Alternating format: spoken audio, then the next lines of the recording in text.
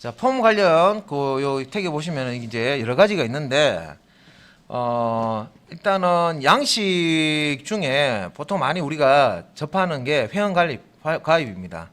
그래서 여기 이제 회원 가입 이렇게 보시면 아이디를 입력하고 비밀번호를 입력하고 이름을 입력하고 생년월일을 입력하고 성별을 입력하고 이렇게 돼 있죠, 그죠? 그러니까 이런 양식들을 만들어 줄 때 우리가 이 폼 관련 태그들을 가지고 이렇게 양식을 만들어 줄 수가 있습니다. 자, 그러면 폼을 만들 때, 양식을 만들 때 우리말로 하면 이제 그 양식이죠. 그래서 우리말로는 양식인데, 자, 폼이라고 합니다. 폼. 이때 이제 그 주로 많이 쓰는 태그가 인풋이라는 태그가 있고요. 요 인풋이라는 태그에는 다양한 속성들이 있습니다.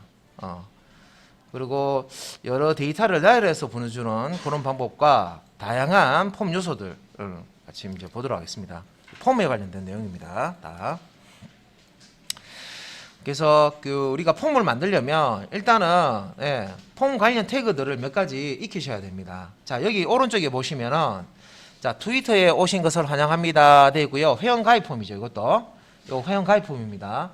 일단은 여러분들이 회원 가입 폼을 만들고 회원을 받아서 로그인 처리, 우리가 이제 프로그램 만들 때 아이디와 패스워드 넣어서 이 사람이 회원 가입한 사람인지 아닌지 확인도 하고, 그죠? 회원이면은 뭔가 서비스를 제공하고, 회원이 아니면은 뭐 회원이 가입하세요 이렇게 메시지 뿌리고, 이런 식으로 이제 우리가 프레임을 짜야 됩니다, 그죠? 근데 일단은 이제 이런 양식을 폼 관련 태그로 만드는 건데요. 사용자가 웹사이트로 정보를 보낼 수 있는 요소들은 모두 자, 폼입니다. FORM. 자, FORM. 자, 폼 태그를 쓰는 거고요. 우리가 테이블 만들어 주실 때 한번 보시면, 테이블 만들 때 테이블 태그만 쓰는 게 아니죠. 테이블이라는 태그 안에다 tr 태그도 쓰고 td 태그도 쓰고 ch 태그도 쓰고 여러 가지 태그를 쓰듯이 이 폼이라는, 자, 폼이 시작됩니다, 폼이 끝났습니다 하는 폼이라는 태그 안에다가 이런 각각의 이 양식을 표현하는 그런 이제 태그들을 이용해서 양식을 만들어주게 됩니다. 양식 종류가 많습니다. 안에 들어가 보시면. 그래서 폼과 관련된 대부분의 작업들은 정보를 저장하거나 검색하거나 수정하는, 자, 이런 것들을 이제 담당을 하고 있습니다.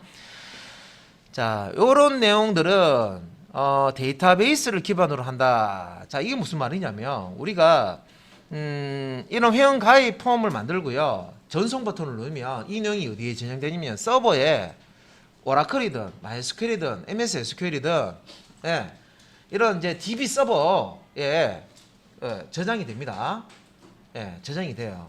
그래서 우리가 회원이 가입이 된 이후에 뭐 회원 정보 확인한다든지 할 때도 보면 회원 정보를 DB에서 읽어와서 회원 목록을 이렇게 또 출력을 해주죠. 그래서 다 데이터베이스와 관련된 겁니다. 그래서 아이디를 입력하는 텍스트 필드나 버튼 같은 폼을 만드는 형태는 HTML 태그로 이제 만드는 거고요. 폼에 입력된 사용자 정보를 처리하는 거는 ASP, PHP, JSP, 여기서는 JSP가 빠졌는데 ASP, PHP, JSP가 3대 웹 프로그래밍 랭귀지입니다. 웹을 개발할 때 서버에서 돌아가는 언어입니다. 웹 언어고요. ASP, PHP, JP 서버 프로그래밍 언어를 이용해서 처리를 합니다. 자, 그러면 이제 여기 이제 서버 프로그램에서 뭔가 하는 것들은 HTML만 한다고 해서 뭐 이렇게 되는 게 아니라 HTML에서 할 수 있는 능력을 벗어나요. 그래서 서버에서 뭔가 처리하는 것들은 HTML에서 하는 게 아닙니다. 그냥 여러분들 그냥 클라이언트 쪽 브라우저에서 양식을 띄워주고 서버 쪽으로 뭔가 보내주고 하지만 실제 이 폼에서 입력된 내용을 받아서 DB에 저장해주고 처리하고 하는 것들은 ASP나 PHP나 JSP에서 하는 겁니다. 그래서 HTML이 하는 역할이 있고요. 이 서버 페이지를 작성하는 프로그래밍 언어에서 하는 역할이 있습니다. 그래서 우리는 이 HTML뿐만 아니라 스타일시트, HTML5하고 CSS3, 그 다음에 자바스크립트, 뭐 jQuery, 그 다음에 뭐 자바, JSP, 그 다음에 데이터베이스, 뭐 이런 것들을 다 익혀야 됩니다. 그죠? 그래야지만 하나의 어떤 사이트가 만들어집니다. 자, 일단은 폼이라는 게 양식이라고 했죠. 그러면 이제 우리가 회원 가입한 이후에 이게 로그인하는 화면이 있는데 이것도 하나의 폼입니다. 아이디를 입력을 하고 패스워드를 입력을 하고 그 다음에 버튼을 누르고, 예, 버튼도 하나 이 양식을 구성하는 하나의 요소죠. 그 다음에 회원이 자 이게 로그인을 하려고 했는데 아직 회원 가입이 안 된 상태예요. 그러면 아래쪽에 자 회원 가입하기 이렇게 들어가야 되고요. 혹시나 아이디나 패스워드를 잊어버렸다 하면 아이디 찾기나 패스워드 찾기 버튼을 눌러야 되죠.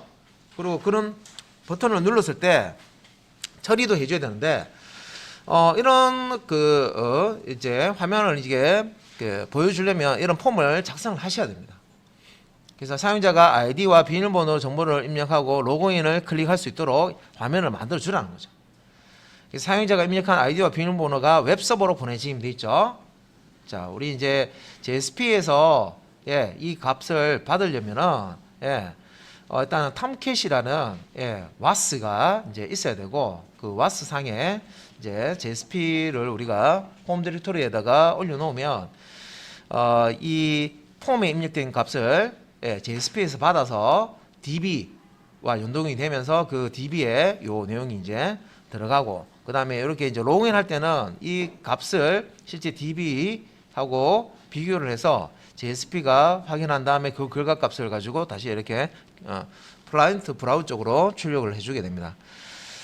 자, 서버는 자신이 가지고 있는 사용자 데이터베이스를 뒤져서 사용자가 보내온 아이디와 비밀번호가 서로 일치하는지 정보를 확인하고 그 결과를 브라우저 쪽으로 보내주게 되는데 실제 이제 서버 단은 요 HTML 할 때는 예, 다루지 않습니다. 일단은 HTML 예, 요 클라이언트 단만 생각하시는데 일단은 서버 쪽을 우리가 따로 실습을 합니다. 그죠? 예. 그래서 회원이라면 로그인한 후에 결과 화면이 나타나고 아니라면 로그인 실패 화면이 나타나게 된다. 자, 폼 동력 방식에서 이 로그인 창 예를 들은 겁니다. 이렇게 사용하게 합니다. 자, 그러면 우리가 이런 양식을 회원 가입이라든지 로그인 뿐만 아니라 다른 양식도 많습니다. 자, 그런 양식을 만들어 주기 위해서는 어떤 태그를 사용해야 되느냐? 자, 처음에 나오는 게 이제 폼 태그입니다. FORM이라는 태그고요. 자, 이 FORM은 폼이라는 태그는 자, 여는 태그와 닫는 태그, 시작 태그와 끝 태그가 있습니다. 예. 그래서 폼이라는 태그 자, 이 안에다가 요 사이에다가 폼 요소를 다른 태그 실제 이제 양식 요소들을 만들어서요 다 넣어 주셔야 됩니다. 이 폼이라는 태그의 시작 태그에는 속성을 넣어 줄 수가 있는데 FORM 띄우고 속성 이름 그다음에 대입 연산자 그다음에 큰 따옴표 안에 속성값 이런 식으로 이제 값을 넣어 줄 수가 있어요. 그럼 여기에 지금 폼 시작 태그에 넣을 수 있는 속성에는 어떤 것이 있느냐? 자, 속성에 보시면 메소드라는 게 있고요. 메소드라는 게 있고 네임이 있고 액션이 있고 타겟이 있습니다. 여기 이제 예에 보시면은 자, 액션은 search.php 돼 있죠. 자, 우리가 이제 JSP에서 처리한다 그러면 search.jsp가 됩니다. 확장자가. 예. 그리고 ASP에서 처리한다면 search.asp가 될 거고요. 서버 단에서 진행되는 서버 페이지를 이제 처리하는 그 프로그래밍 언어에 따라서 예, 요 확장이 달라지겠죠. 확장자가 달라지고요.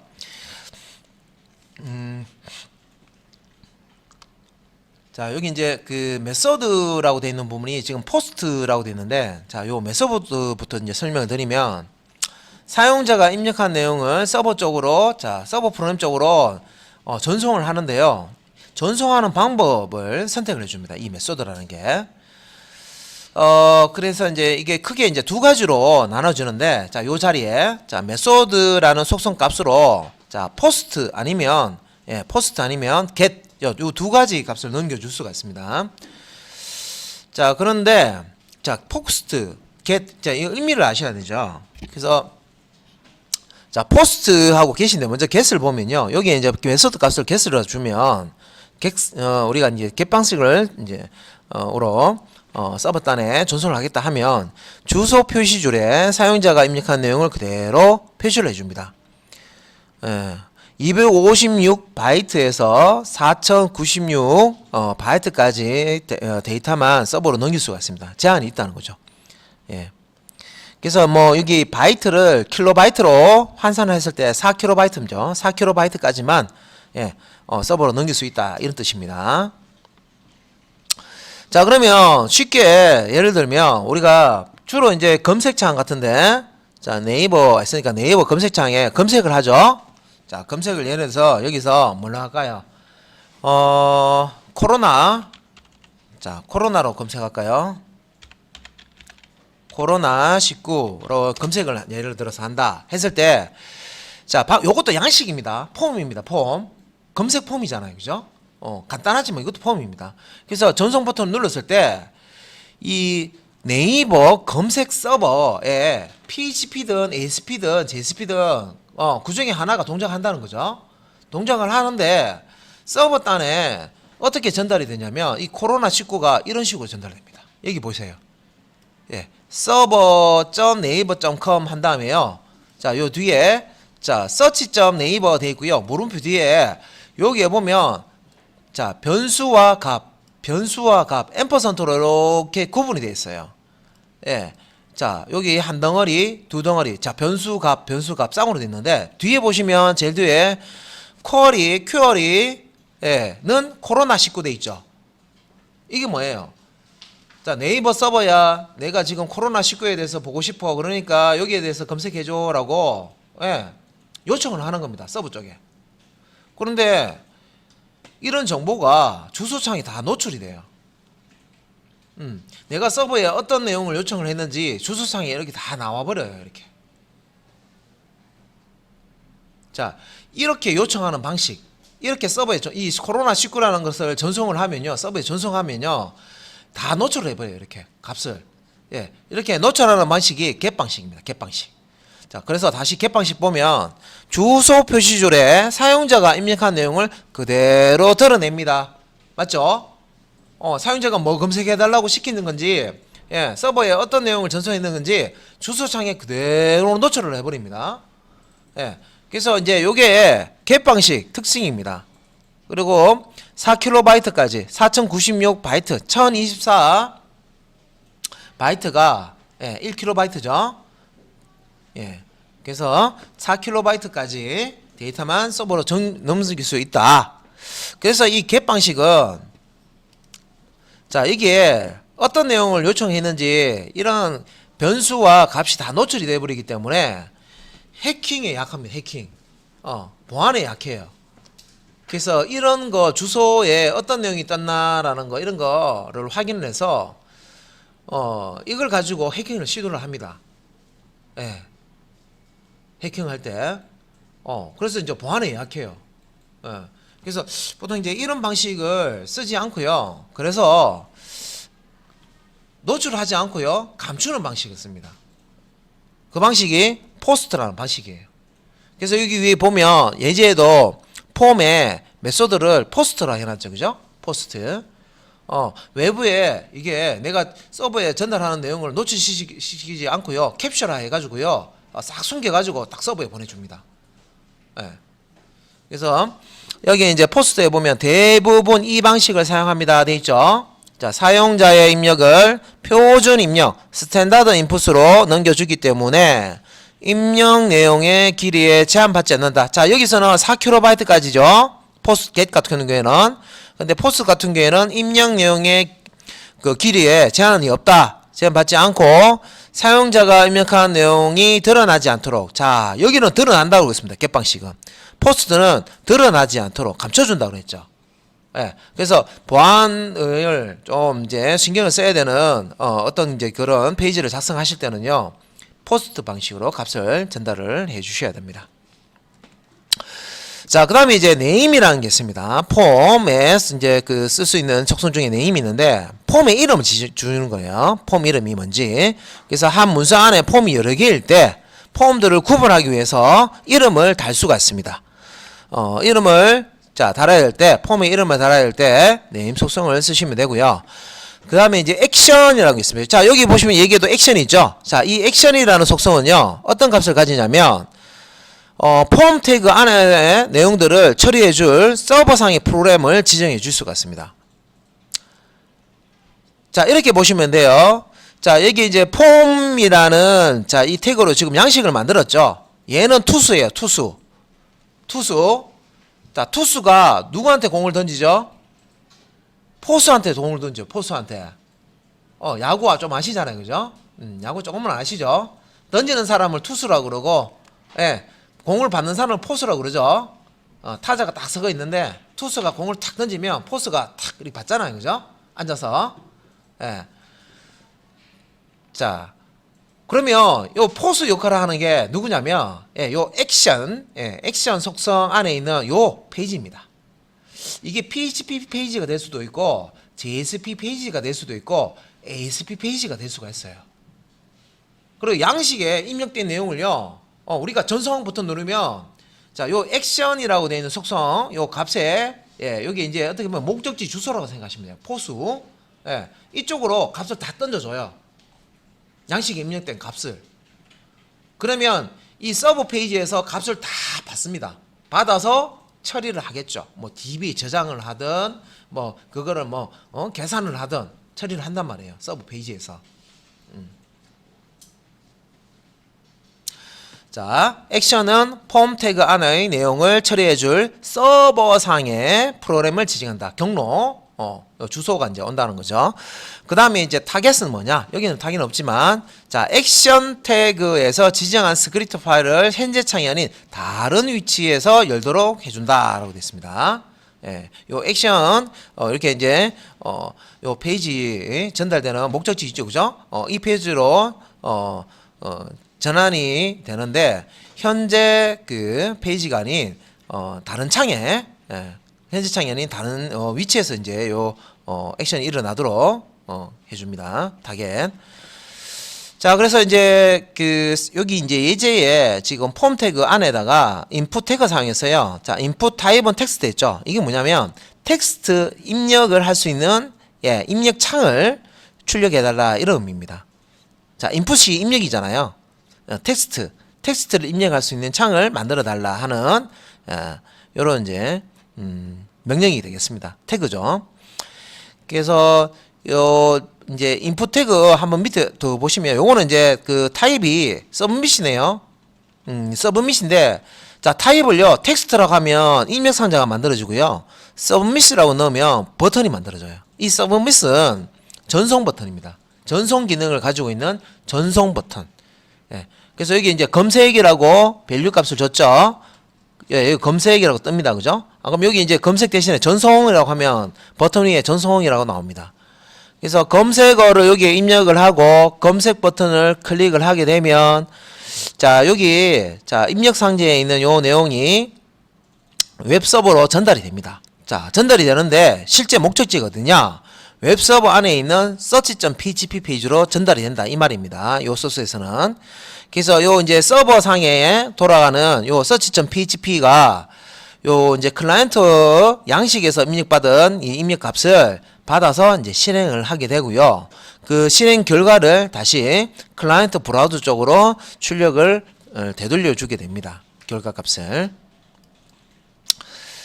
자, 폼 안에서 쓸 수 있는, 자, 그 태그, 아까 이제 봤을 요런 인풋 태그가 있는데요. 요 타입 값에 따라서 요 양식 여러 가지 만들 수 있습니다. 뒤에 나옵니다. 자, 그 다음에 이제 레이블, 라벨이죠. 라벨 태그라는 게 있는데, 자, 폼 요소에 레이블, 자, 텍스트를, 제목을 붙이는 태그입니다. 자, 라디오 버튼하고 뭐 이런 체크박스, 요런 것들은요, 크기가 작아요. 그래서 마우스 포인터를 딱 이렇게 맞춰놓고 클릭하기가 힘듭니다. 그래서 요런 이제 레이블 태그를 이용하시면, 요 레이블을 클릭을 해도 라디오 버튼이나 체크박스가 선택이 됩니다. 그래서 여기 라디오 버튼이나 체크박스에서 텍스트 부분을 클릭해도 라디오 버튼이나 체크박스 버튼이 이제 선택되도록 해주는 그런 역할을 한다라고 되어 있습니다. 그래서 이제 기본 형식, 자, 이렇게 이제 보면, 자, 레이블이라는 태그, 시작 태그와 종료 태그 사이에다가, 자, 레이블과 양식을 같이 이렇게 만들어 넣으시면 돼요. 그래서 여기 이제 레이블이라는 시작 태그와 이제 종료 태그 안에 보시면 예, 여기 이제 레이블이라는 제목이죠. 제목이 이렇게 오고요. 그 다음에 이제 입력을 담당하는 입력 양식 요소가 옵니다. 자, 요거는 이제 타입이 텍스트이기 때문에 텍스트 입력 상자가 뒤에 따라옵니다. 그래서 ID 6장 이상이라는 요 제목이 앞에 오고요. 그 다음에 입력 상자가 하나 출력이 됩니다. 근데 이제 두 번째 방법은 자, 요 형식입니다. 표기하는 방법을 이렇게 할 수도 있고요. 레이블이라는 태그에 포라는 속성을 사용해서 이렇게 유저 아이디라는 예, 값을 준 다음에 요 이제 여기 아이디 6장 이상 요 제목이죠. 제목을 별도로 만들어요. 자, 레이블 시작 태그와 이제 닫는 태그 사이에다가 종료 태그 사이에다가 제목만 이렇게 넣어놔요. 넣어놓고 자, 이 제목을 어디에 쓸 것인지 포라는 속성으로 지정합니다. 자, 포에 보면 유저 아이디에 예, 사용하겠다 그런 뜻이죠. 그래서 밑에 보시면은 input이라는 입력 상자가 있습니다. 텍스트 입력 상자가 있는데 요 입력 상자의 ID 값을 보면 유저 아이디죠. 아, 그러면 요 아이디 6자 이상이라는 제목을 어디에 붙이라는 거구나. 여기 보시면 유저 아이디 똑같죠? 아, 유저 아이디 자, 아래쪽에 있으니까 유저 아이디를 찾아서 요 입력 양식 앞에다가 붙이는 겁니다. 자, 그 다음에 이제 필드 셋이라는 게 있는데, 자, 폼 요소를, 폼이라는 태그 안에 들어가는 각가지 양식들, 자, 요소들을 이제 폼 요소라고 하고요. 이런 요소들을 그룹으로 묶는데 사용하는 게 필드 셋입니다. 예. 필드 셋도 시작 태그와 종료 태그로 되어 있고요. 이 필드 셋에서 같이 이제 쓰는 게 요 레전드라는 게 있습니다. 레전드. 요 레전드 태그를 쓰시면 요 필드 셋에 제목을 붙이실 수가 있습니다. 그룹을 묶은 요 그룹에 필드 셋 그룹에 제목을 붙일 수가 있는데 요 제목 붙이는 태그가 레전드라는 태그입니다. 자, 여기 이제 소스 코드하고 결과가 나오는데 일단 요 개인정보만 볼게요. 자, 여기 보면 개인정보라는 레전드 태그 사이에 이렇게 넣죠. 시작 태그와 종료 태그에다가 예, 요 그룹의 이름을 개인정보라고 넣으면요. 여기 보시면 사각형 여기 그룹입니다. 이름과 메일 주소를 하나의 그룹으로 만들어 놓은 거고요.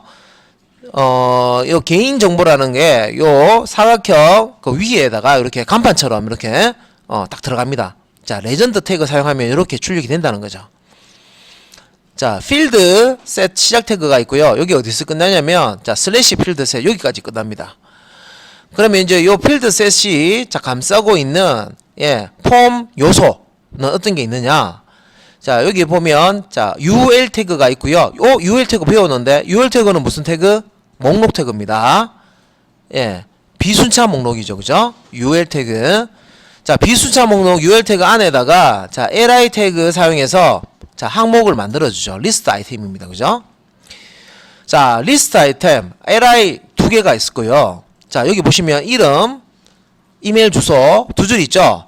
자, 첫 번째 li 여기에 보면 자, 레이블 사용해서요. 자, 요 제목 붙여 주고요. 그다음에 인풋 타입을 텍스트로 줘서 요 입력 상자를 만들어 줍니다. 텍스트를 입력할 수 있는, 입력받을 수 있는 입력, 양식을 만들어 준다는 거죠. 입력 상자. 그래서, 여기 이제 포라는 속성 사용해서요. 요 이름은 아이디가 네임인 요 입력 상자의 자, 요 레이블이다. 자, 그런 의미고요. 요 포 메일이라고 되어 있죠. 아이디 값이 메일인 자, 요 아래쪽에 이것도 입력 상자네요. 인풋 태그의 타입 값을 텍스트로 썼습니다.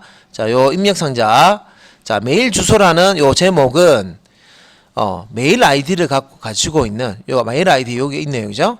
요 입력 상자의 제목이다. 자, 그런 뜻이죠. 그래서 같은 형태로 아래쪽에 로그인 정보라는 그룹 예, 요 레전드로 제목을 넣고요. 예, 그룹을 만들기 위해서 여기 자, 요 요소들 폼 요소를 그룹 만들기 위해서 필드 셋을 썼습니다. 그죠? 필드 셋으로 이렇게 감싸고 안에다가 제목을 출력하기 위한 레전드라는 태그를 썼고 비순차 목록인 UL 태그와 li를 사용해서 표현을 했습니다. 각각 항목 안에 레이블 태그와 인풋 태그를 사용해서 이렇게 제목과 예, 입력 상자를 만들어 준 겁니다. 자, 그러면 인풋 태그, 자, 이게 앞에서 나왔는데요. 이 인풋 태그가 자, 어떤 태그냐면 연예인입니다. 연예인. 요새 연예인들 보면 가수 뭐 노래도 부르고, 예, 방송도 하고, 뭐 개그 프로도 나오고, 뭐 이것저것 다 합니다. 그죠? 쇼에도 나오고, 그죠? 그래서 이 인풋 태그는, 예, 만능이라고 생각하시면 돼요. 자, 이 폼 양식을 만드는 태그 중에 이 인풋 태그는 그 가제트처럼, 예, 가제트, 예, 가제트처럼, 예, 만능이다 생각하시면 돼요. 그래서 요 인풋이라는 태그의 속성 중에 타입 속성이 있는데, 요 타입 속성을 어떤 값으로 주냐에 따라서 모양이 막 바뀌어요. 어떨 때는 라디오 버튼으로 바뀌고, 뭐 어떨 때는 체크 상자, 체크 박스로 바뀌고, 어떨 때는 입력 상자로 바뀌고, 어떨 때는 버튼으로 바뀌고, 예, 모양이 막 바뀌어요. 태그는 인풋인데 똑같은데 요 타입 속성을 뭘 넣어주냐에 따라 가지고 양식 모양이 막 바뀌게 돼 있어요. 예. 자, 일단은 인풋 태그에서 자, id 속성, 자, 요 사용하는 거는요, 앞에서 요에서 봤습니다. 이 레이블이라는, 라벨이라는 태그를 만들어서 이름 붙일 때, 자, 어느 양식의 이름이다 할 때 포라는 걸 썼어요. 예, 여기 이제 네임 값을 넣는데, id 값이 요 네임인 것을 찾습니다. 그래서 이제 실제 이제 인풋 태그에 우리가 id, 예, 이렇게 이제 사용하면 요 레이블도 활용을 하고요. 그 외에도 자, 어떤 게 또 어떤 식으로 활용하느냐. 자, 이 id 속성은 여러 번 사용된 자, 폼 요소를 구분하기 위해서 사용이 될 수가 있고, 그 다음에 레이블 태그 아까 앞에서 했죠. 태그로 해서 캡션을 붙일 때도, 예, 제목을 붙일 때도, 예, 사용이 될 수가 있고, 그 다음에 또 용도가 CSS 캐스케이딩 스타일 시트 약자입니다. 스타일을 이용해 각 요소마다 다른 형태로 꾸밀 때도 사용이 될 수 있다. 그래서 이제 인풋 태그에 보면 id, 유저 네임 혹은 id, 어드레스 돼 있는데 이런 식으로, 예, 값을 줄 수가 있습니다. 그래서 용도는 이런 용도로 사용할 수가 있고요. 네. 자, 그러면 그 인풋 태그의 타입을, 예, 그 우리가 지정을 해주면 여러 가지 모양으로 바뀐다고 했는데, 그 타입에 넣을 수 있는 값이 어떤 게 있냐면 이런 것들이 있습니다. 보시면 hidden, text, search, tell, URL, 이메일, 패스워드, date time, local, 다음에 date, month, week, time, number, range, color, checkbox, radio, file, submit, image, reset, 버튼. 자, 너무 많죠? 인풋 태그 이름은 똑같은데요. 타입을 type라는 그 속성 이름입니다. 타입 속성의 값을요, 예, 이런 값으로 쓸 수 있다는 거죠. 는 한 다음에, 자, 타입은 한 다음에 다운표 안에다가 히든 넣을 수도 있고, 텍스트도 넣을 수 있고, 서치도 넣을 수 있고, 여기 있는 값들을 넣을 수 있다는 거예요. 그런데 어떤 값을 넣느냐에 따라서 모양이 막 바뀌어요. 어떤 때는 입력 상자 됐다가, 어떤 때는 달력이 됐다가, 어떤 때는 버튼이 됐다가, 어떤 때는 파일 선택 상자가 됐다가 막 계속 변하는 거예요. 예. 그러면 이것도, 예, 한 번씩 써보려고 그러면 시간 좀 걸립니다. 그죠? 예. 그러니까 우리가 지금 웹상에서 볼 수 있는 모든 양식을 다 표현할 수 있습니다. 이걸 가지고. 네. 그래서 히든은, 자, 요 히든 속성은요, 속성 값은요, 사용자한테 보이지 않는 그런 형태고요. 서버로 이렇게 값만 넘길 때, 화면에는 보이지 않는데 값만 넘길 때 쓰는 거고요. 텍스트 같은 경우에는 아까 이제 입력 상자 보셨죠? 뭔가 글자를 입력할 수 있는 입력 상자를 만들어 줍니다. 그 다음에 서치 같은 경우에는 검색 상자를 만들어 주고요. 텔은 전화번호를 입력할 수 있는 상자를 만들어 줘요. URL은 인터넷 주소를 입력할 수 있는 상자를 만들어 주고요. 이메일은 이메일을 입력할 수 있는 상자를 만들어 줘요. 그 다음에 패스워드 같은 경우에는 비밀번호를 입력할 수 있는 비밀번호 입력 상자를 만들어 줍니다. 예. 그 다음에 데이트 타임 같은 경우에는 여기 보시면 국제표준시간 UTC로 설정된 날짜와 시간을 넣을 수 있도록, 예, 만들어 줍니다. 자, 데이트 타임 로컬도 마찬가지고요. 지역 기준에서 날짜와 시간을 넣을 수 있도록 만들어 주고요. 데이트는 날짜만 년월일을 넣을 수 있는 형태로 만들어주고요. month는 연월까지만 넣을 수 있도록 만들어줍니다. week는 사용자 지역을 기준해서 날짜, 연과 주, 몇 주 이런 식으로 이제 넣을 수 있도록 만들어줍니다. 그 다음에 이제 타임 같은 경우는 시간이죠. 시간을 시분초 해서 이 값을 0. 몇 초 이런 식으로 해서 분할초라고 되어 있는데 이렇게 이제 값을 넣을 수 있도록 만들어주고요. 넘버 같은 경우는 숫자를 넣을 수 있도록 만들어주는데 화살표를 넣어서요. 숫자를 조절할 수 있는 우리 그 쇼핑몰 같은 데 보면 수량 개수 조절할 때 왜 화살표 누르면 수량이 바뀌죠. 그런 거 만들 수가 있습니다. 그 다음에 이제 레인지 범위를 숫자를 조절할 수 있는 슬라이드 막대. 우리 슬라이드 막대 드래그해서 이렇게 볼륨 조절하듯이 슬라이드 막대 이렇게 조절할 수 있죠. 그 슬라이드 막대를 화면에 띄워줍니다. 슬라이드 막대로 실제 입력을 받는 거죠. 숫자를 입력을 받는 겁니다. 그 다음에 컬러, 색상표. 우리가 색상표를 사용해서요 특정한 색상을 선택을 할 수 있도록 만들어줘요. 자, 체크박스 많이 아실 거예요. 네모 상자 안에 우리가 클릭하면 체크가 생기고 한 번 더 클릭하면 체크가 없어지는 그 체크박스를 만들어줍니다. 이 체크박스는 주어진 항목에서 2개 이상 여러 개를 선택할 때, 자, 당신은 취미가 무엇입니까 할 때 취미가 여러 개일 수도 있잖아요, 그죠? 그런 경우에 체크박스를 쓰는데 그때 타입을 체크박스로 넣어주고요. 라디오라고 되어 있는 거, 이거 라디오 버튼이라고 보통 우리 얘기하죠. 그러니까 동그라미라고 모양으로 되어 있고요. 요거는 이제 하나 이제 그룹으로 이제 선택을 하는데 그룹 안에서 주어진 항목에서 그룹에서 하나만 선택할 수 있도록 만들어 줍니다. 특히 뭐 성별 구분할 때 남자 여자 남자 선택되어 있다가 여자 선택하면 남자가 해제되고 여자가 선택되고, 또 남자를 선택하면 여자가 해제되고 남자가 선택되고, 둘 중에 하나만 무조건 선택할 수 있는 그런 형태로 만들어 줍니다. 자, 그룹 안에서 하나만 선택할 수 있는 라디오. 그 다음에 우리가 자료실 같은 데 보면 파일 선택해서 첨부하죠. 그것도 미리 다 만들어 놨어요. 파일이라는 타입을 쓰시면 됩니다. 파일이라는 타입 쓰시면요, 그냥 우리가 그냥 버튼 누르면요 파일 선택할 수 있는 대화 상자가 뜨고요. 다 구현을 해놨어요, 이미 HTML에서. 그래서 파일 선택해서 확인하면요 파일이 첨부가 돼요. 그 다음에 이미지, 요거는 전송 버튼, 서브밋 버튼이 있는데요, 이게 좀 보기 싫으니까 전송 버튼을 포토샵에서 작업한 그 이제 이미지 버튼으로 대체할 수 있도록 해줍니다. 이미지 버튼 형태로 만들어서 쓸 수 있도록 해줍니다. 그 다음에 리셋은 말 그대로 다시 이제 작성하는 거죠. 이제 작성하다가 잘못 작성했나 하면 지우고 다시 작성하잖아요, 그죠? 초기 값으로 만들어주는, 입력 값을 초기 값으로 만들어주는 리셋 버튼. 자, 기능도 가지고 있습니다. 그 다음에 버튼인데 요거는 기능 없는 버튼이에요. 그러면 버튼인데 기능이 있어야 되는데 기능이 없는 버튼은 어디에 쓰지? 기능이 없는데 클릭해도요 실행은 안 해요. 근데 버튼이야. 화면에 버튼이 나와요. 실행은 안 돼, 눌러도. 그러면 이 버튼은 어디에 쓰지? 쓸 데가 없죠. 눌러도 아무 기능이 없으니까. 그래서 필요한 게 뭐냐면 자바스크립트예요. 내가 필요한 기능을 자바스크립트를 배우시면 내가 원하는 기능을 만들어 쓸 수 있습니다.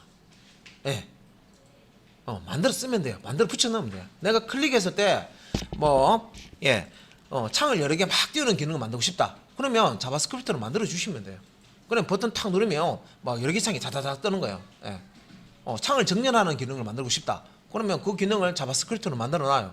그럼 버튼 누르면 창이 정렬 쫙 돼요. 이런 것들입니다. 그래서 타입, 자, 이 인풋이라는 태그는 타입이라는 속성을 쓸 수 있는데 그 속성 값으로 요 유형이라고 하는 게 속성 값으로 쓸 수 있는 것들입니다. 자, 이런 것들을 쓸 수가 있습니다. 그래서 우리가 실제 프로그램 할 때 많이 쓰는 태그가 이 인풋 태그입니다. 폼 태그 안에 있는 이 인풋 태그를 많이 씁니다. 자, 그러면 이제 하나씩 이렇게 봐야 되죠. 자, 처음부터 한번 볼게요. 자, 이게 목록 이만큼 많은데요. 일단 한번 볼게요.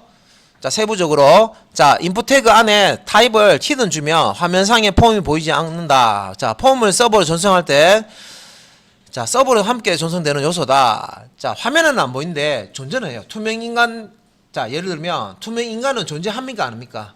존재하죠. 눈에만 안 보이는 거죠. 그죠? 투명 인간, 그냥 인간이 인간인데 투명할 뿐이에요. 그냥 투명 물고기인데 투명할 뿐이에요. 그냥 있어요. 예, 투명할 뿐이에요. 눈에 안 보이는 거야. 예, 그래서 그 존재는 하는데요. 그러면 화면에는 안 보여. 그러면 무슨 역할을 하냐면, 자, 화면에는 출력할 내용이 아닌데 우리가 프로그램 처리를 하다 보면 서버상에 값을 같이 뭔가 같이 실어서 보내야 되는 경우가 있어요.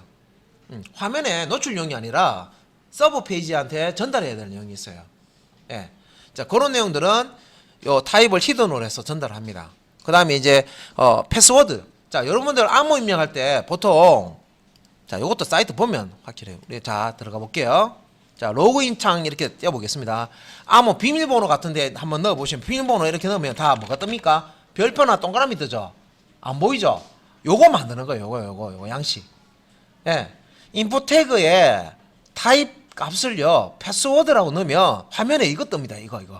예. 요렇게, 예. 뭔가 입력하면 별표나 점이라고 이렇게 쭉 이렇게 출력되는 이거를 화면에 만들어 준다고요.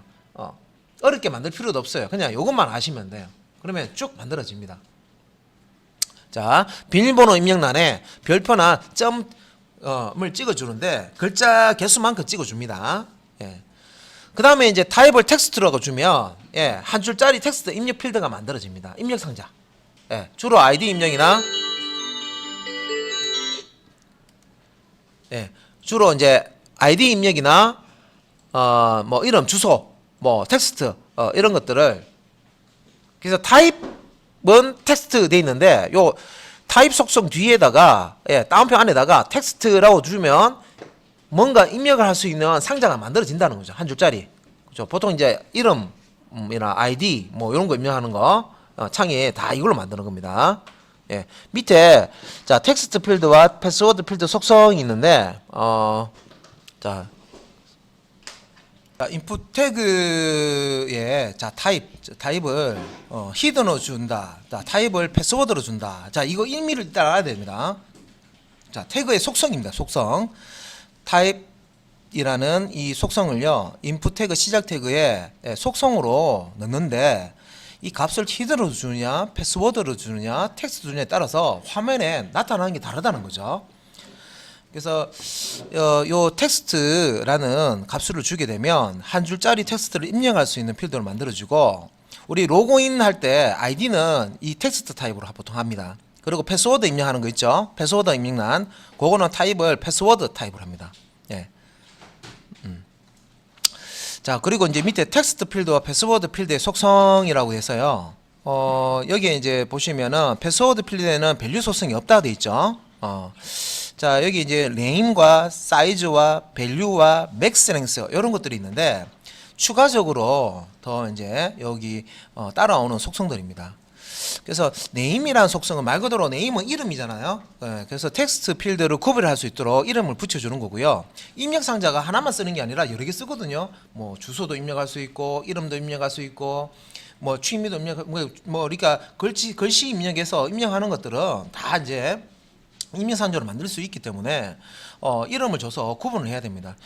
자, 그다음에 이제 사이즈. 자, 사이즈는 우리가 그 입력 상자의 폭을 얘기합니다. 폭, 길이. 그래서 요 텍스트 필드의 길이를 지정할 수가 있는데, 이제 화면에 몇 글자를 보이도록 할 것인지 가로폭을, 예, 지정해 줄 수가 있어요. 그래서 최대 입력 가능한 글자 수가 이제 10개인데 사이즈를 5로 하면, 예, 텍스트 필드 크기가 5개의 글자에 맞춰서 나머지 5글자는 화면에 보이지 않는다. 그래서 실제 이제 입력되는 글자 길이보다 이 폭을 더 작게 해버리면, 예, 뭐 없어지는 건 아니고요. 이제 스크롤 되면서 숨겨지죠. 가려집니다. 그래서 이 사이즈를 적절하게 줘야 됩니다. 그래서 이제 밸류 같은 경우에는 텍스트 필드 요소가 화면에 표시될 때 텍스트 필드 부분에 표시될 내용을 얘기하는 거고, 실제 이제 이 입력 상자가 가지고 있는 값이라 생각하시면 돼요. 이 밸류 속성. 그래서 이 속성을 사용하지 않으면 빈 텍스트 필드가 나옵니다. 그리고 이런 경우도 있어요. 입력 상자의 값을요, 프로그램 사용해서, 자바스크립트 사용해서 뭔가 입력이 되어 있는데 이걸 지우고 싶어요. 그러면 요 value 속성의 값을요, 예, 빈 따옴표, 그러니까 내용이 없는 빈 따옴표로 넣어버리면, 예, 입력 상자에 어떤 값이 있더라도 싹 지워집니다. 그 다음에 max length라는 게 있는데, 요 max length 말 그대로 max 최대 길이죠. 자, 요거는 이제 입력할 수 있는 글자의 개수를 제한합니다. 입력할 수 있는 글자의 개수를 제한합니다. 그래서 텍스트 필드에 입력할 수 있는 최대 문자 수를 지정한다. 자, 만약에 id를 입력하는데요, id를 내가 8자로 제한했어요. 그러면 딱 8자까지만 입력이 되도록, 9번째 글자부터는 입력이, 내가 키보드를 누르더라도 입력이 안 됩니다. 그래서 글자 수를 제한하는 기능이 들어가 있습니다. max length. 자, 그 다음에, 자, 타입을 서치라고 주면요, 검색 필드로 만들어 주는데, 자, 이거는 어디서 많이 좀 쓰냐면, 우리가 그 스마트폰 같은 데 있죠? 스마트폰에서 우리가 검색을 줘요. 그러면 검색을 이렇게 하다가 잘못했다. 그러면 지워야 되잖아요. 그러면 스마트폰에서 입력 상자의 내용을 지우려면 어떻게 돼요? 클릭에 커서 넣어가지고, 커서 움직이기도 쉽지도 않습니다. 그죠? 왔다 갔다 앞뒤로 움직이는 게 쉽지 않습니다. 그래서 이제 그런 경우에 이런 이제 서치라는 타입을 주시게 되면 이 그 X 버튼이 우리 이제 모바일 스마트폰에서는 이 X 버튼이 잘 떠요. 검색창에 이렇게 이제 이 타입을 서치를 주면 검색을 입력하는데 옆에 쉽게 X라고 이렇게 탁 누르면은요 딱 지워지도록, 예, 그렇게 지원을 합니다. 자, 그 다음에 이제 그 타입을 이메일로 주면 이메일을 입력할 수 있는 입력 상자로 만들어 줍니다. 자, 그런데 여기에, 자, 이메일을 입력하는데 굳이 뭐 이메일 입력 상자가 필요하나? 그냥 텍스트 입력 상자 주면 되지, 이렇게 생각할 수도 있죠. 자, 요 이메일 입력 상자는요, 텍스트 입력 상자에다가 기능을 하나 더 붙여 놓은 겁니다. 업그레이드 시켜 놓은 거예요. 뭐냐면 이메일의 형식이 맞는지 체크하는 기능을 같이 넣어 놨어요. 그래서 타입 속성 값을 이메일로 주면요, 이메일 주소를 주는데 이거 이메일 형식이 아니네 하면요 자동으로 얘가 감지를 합니다.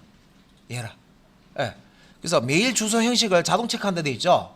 체크해서 이게 이메일 형식이 맞는지 안 맞는지를 자 감별을 합니다. 예. 자, 그래서 이제 나중에 이제 유효성 검사라는 것은 제재도 또 할 건데, 자, 유효성 검사하는 기능이라고 생각하시면 돼요. 틀린 내용인지 맞는 내용인지를 미리 검사를 해서 틀린 내용으로 서버에 제출하지 않도록, 전송하지 않도록 그렇게 막아주는 그런 이제 역할을 합니다. 유효성 검사. 자, 그 다음에 이제 타입 값으로 URL이라고 있죠. 요것도 자 이메일처럼, 자 URL은 우리 인터넷 주소 얘기하는 거죠. 자, 웹 주소 필드라고 하는 거고, 우리가 인터넷 주소를 입력하는 상자를 이렇게 URL이라고 주시면 만들어 줄 수가 있습니다. 그러면 주소창이라고 생각하시면 되죠. 그래서 http://로 시작하는 사이트 주소를 입력할 수가 있는데, 요것도요, 예, 그 어떤, 예, 이제 우리가 이제 그 이런 양식을 이용해서 입력을 할 수가 있고, 주소. 그 다음에 이제 테일도 마찬가지로, 자, 전화번호를 입력할 때 쓰는 텍스트 상자라고 생각하시면 돼요. 근데 안타깝게 요거는 사용자의 입력 체크를 하지 못합니다. 유효성 검사를 하지 못해요. 전화번호를 입력하는 용도로 쓰지만, 예, 완벽하지 않기 때문에 이제 체크 기능 지원하지 않습니다. 자, 그래서 이런 것들을 이용해서 양식을 한번 만들어 보자. 자, 방금 앞에서 다뤘던 그런 이제 양식들을요, 폼이라는 태그 안에다 넣어 쓰시면 돼요. 그래서 form, 자, 시작 태그가 있고요. 자, /form, 예, 닫는 태그가 있어요. 그럼 이 안에다가 앞에서 다뤘던 모든 양식들을 다 작성을 하시면 돼요. 그럼 여기 이제 보면 회원 가입 제목이 오고, 자, 요거 앞에서 배웠던 필드 셋이라는 거죠. 그룹을 묶는 겁니다. 폼 요소를 그룹으로 묶는 필드 셋을 쓰는데, 레전드라는 태그를 사용해서 요 그룹의 이름을 붙여줬고요. 아이디, 비밀번호 확인, 요걸 하나의 그룹으로 묶어서, 예, 입력 상자 3개를 이렇게 묶어서 처리를 해주죠. 그 다음에 개인정보 같은 경우에도 이름, 이메일 주소, 연락처, 블로그 홈페이지, 예, 주소를 입력할 수 있는 건데, 이것도 하나의 그룹을 묶기 위해서 필드셋이라는 태그를 썼습니다. 그래서 필드셋 시작 태그와 정도 태그 있으면 이렇게 그룹을 묶입니다. 자동으로 이렇게 사각형이 칠해진다고 생각하시면 돼요. 만들어진다고 생각하시면 돼요. 자, 그리고 실제 이제 요 안의 내용을 어떻게 구성을 했는지 소스 코드를 보면, 자, 우리가 앞에서 배운 UL 태그 있죠. UL 태그. 비순차 목록. 비순차 목록을 만들었어요. 자, 비순차 목록을 만드는데 이 LI 자, 태그 안에다가 ID 제목과 입력상자. 자, 유저 ID라는 자, 속성상에서요. 요 제목을 아래쪽에 입력상자죠. input 태그의 타입 값을 텍스트로 준 겁니다. 예. ID 값은 유저 ID라 줬죠. 그래서 아예 이 제목이 요 앞에 붙는 겁니다. ID 앞에 붙는 거고. 자, 나머지도 자, 똑같은데 자, 두 번째 비밀번호 같은 경우는 예, 패스워드 타입으로 줬습니다. 비밀번호 확인도 패스워드 타입으로 줬습니다. 자, 그럼 이제 이름 개인정보 쪽에 자, 요 그룹에 자, 이름 같은 경우에는 텍스트 타입으로 줬습니다. 인풋 태그의 타입 다 인풋 태그죠. 자, 이메일 같은 경우에는 타입을 이메일로 줬고요. 전화번호, 연락처 같은 경우에는 텔로 줬습니다. 그 다음에 홈페이지나 블로그 주소 입력란은 요 타입을 URL이라고 줬습니다. 자, 가입하기라는 버튼이 이거 버튼입니다. 버튼이 좀 크죠? 가입하기라는 버튼은요. 자, 여기 보면 서브밋이라는 예, 타입을 줬죠. 자, 기본적으로 요 인풋 태그의 타입 값을 서브밋이라고 주면 예, 요 전송 버튼이 만들어집니다. 이거 전송 버튼 누르면요.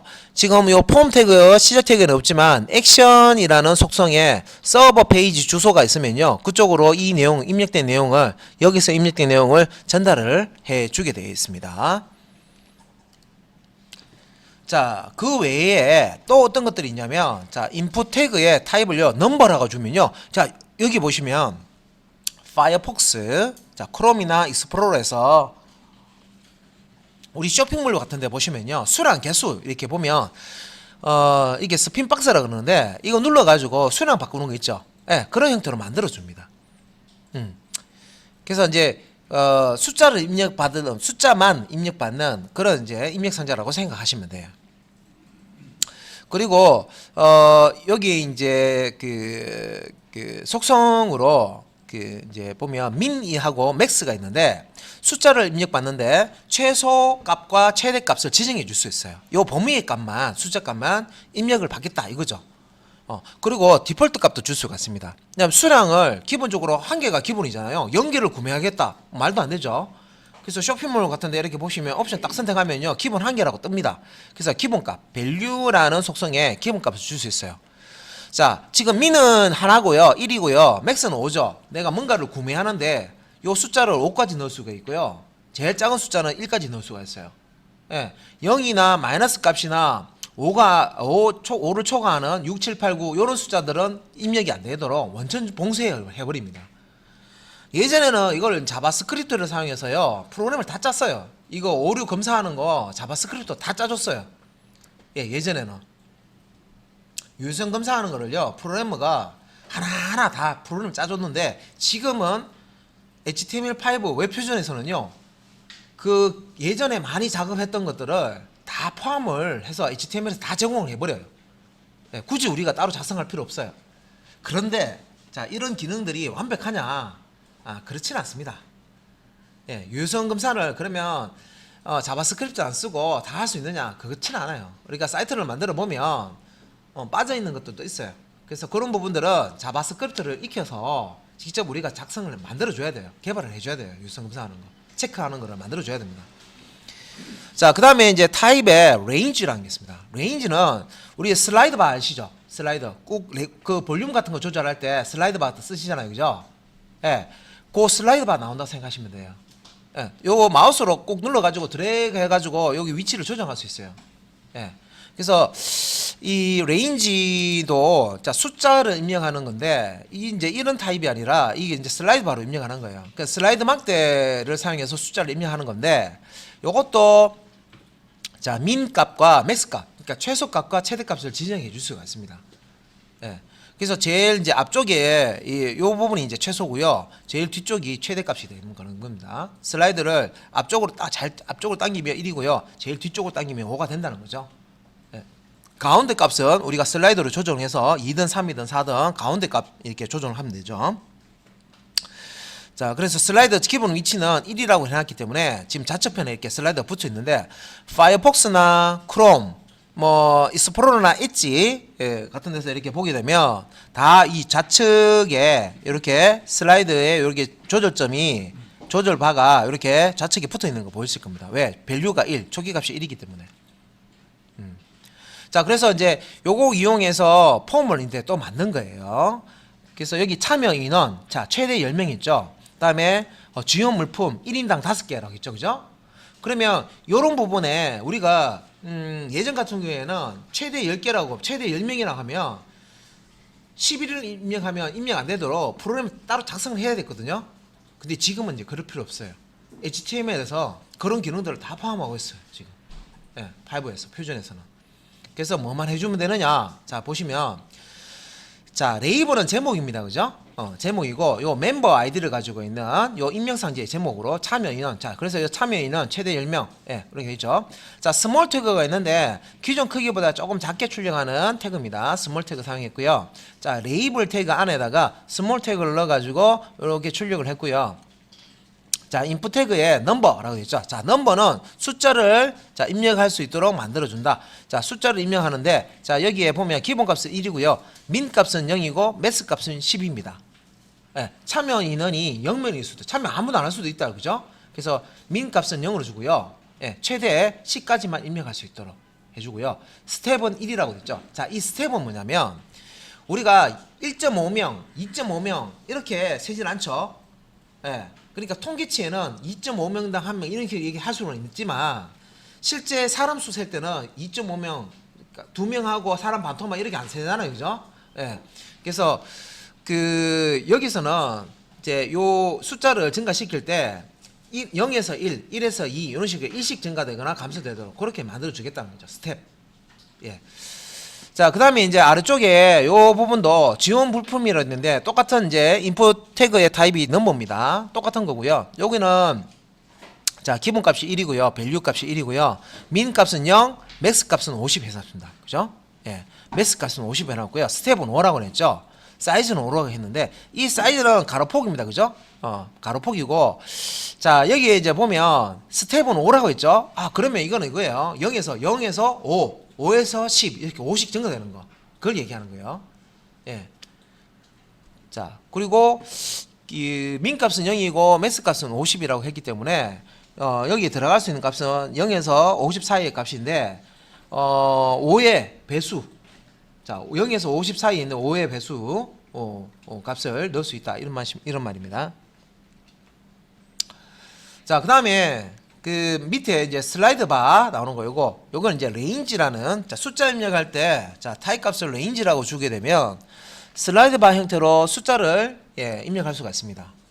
그래서 자, 레이블의 자, 희망 단계에서 상중하라고 이렇게 지금 표현을 했고요. 그다음에 자, 인풋 태그의 타입을 레인지라고 줬죠. 레인지라고 주고 자, 아이디 값은 뭐 이렇게 주고 밸류 값과 민 값, 맥스 값을 줬습니다.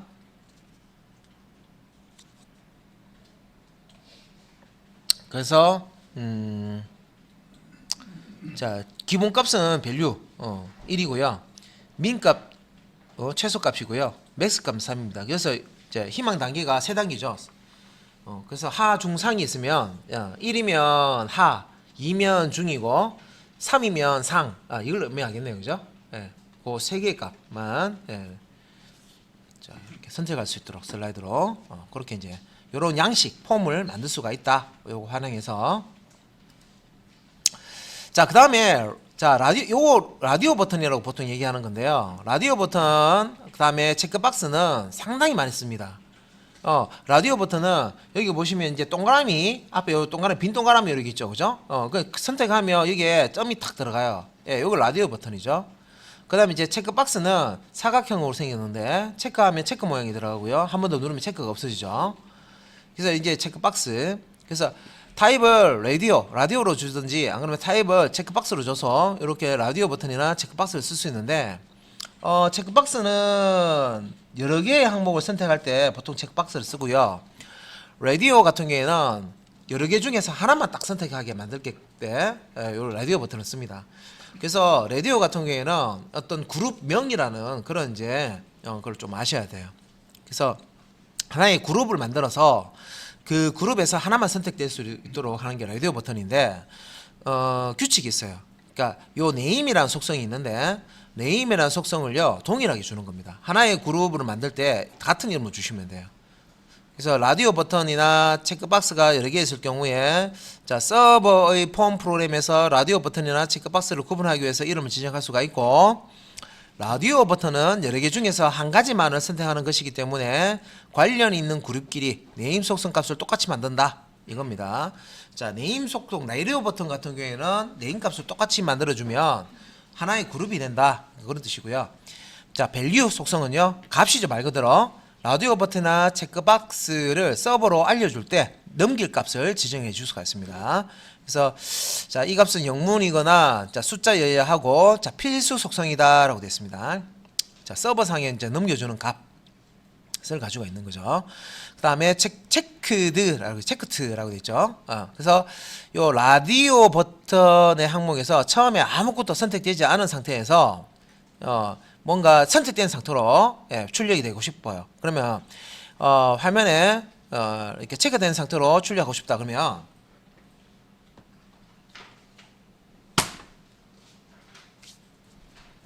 자 체크된 상태로 만들고 싶다 하면은 요 속성을 넣어 주시면 됩니다. 체크드라고 넣어 주시면 되겠습니다. 자 그 다음에 이제 타입 이제 컬러가 있는데 자 색상표에서 색상을 선택할 수 있는 컬러 피커 기능입니다. 그래서 이제 실제 이제 요런 지금 인풋 태그의 타입 값을 이렇게 주시고 결과를 확인을 하시려 그러면 실행된 화면을 확인을 해 보시려 그러면 폼이라는 태그 안에다가 이렇게 작성을 해 주셔야 됩니다. 이런 형태로 그러니까 이렇게 작성을 해 주시고 결과 값을 확인을 해 주셔야 됩니다.